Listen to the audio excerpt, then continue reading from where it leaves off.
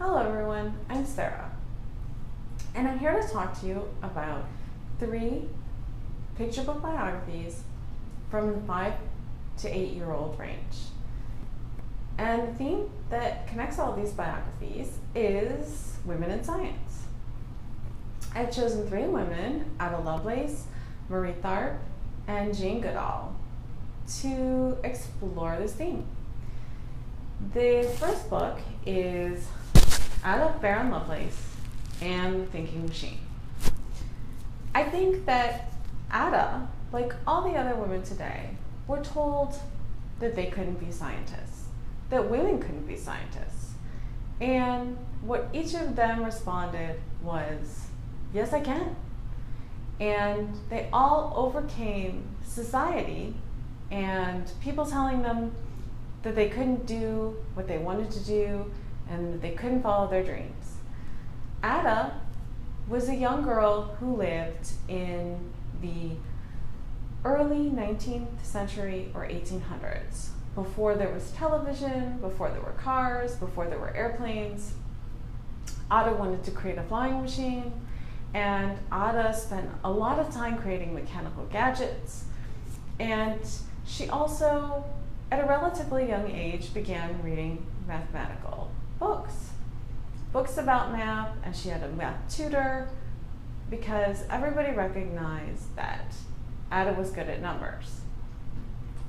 So Ada met a man named Charles Babbage, and she and Charles Babbage decided to work on a thinking machine, or the analytic engine.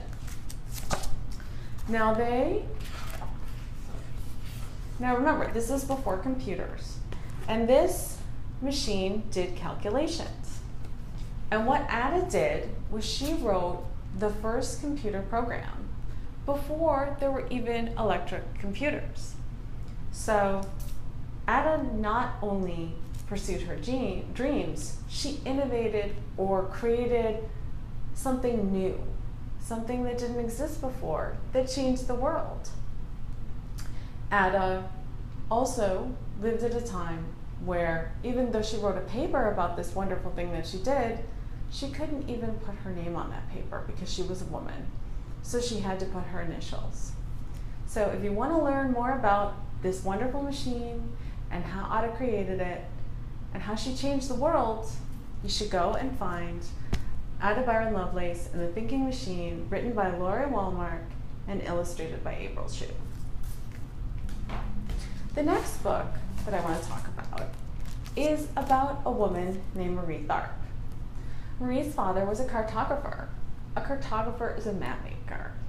And when she was in college, in the mid-20th century, which is the century before this one, she was in a college class, and the college teacher said, "Did you know that water covers half the world and there are no maps made of this area?"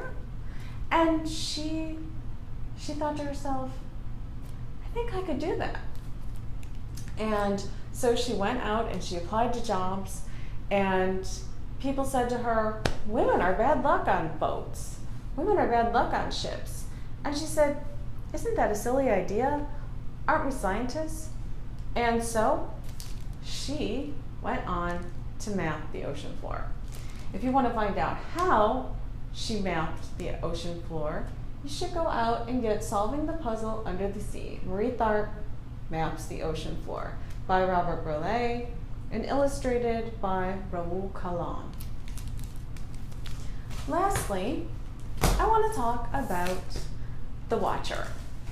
This is about a woman who is still alive today. It's about Jane Goodall.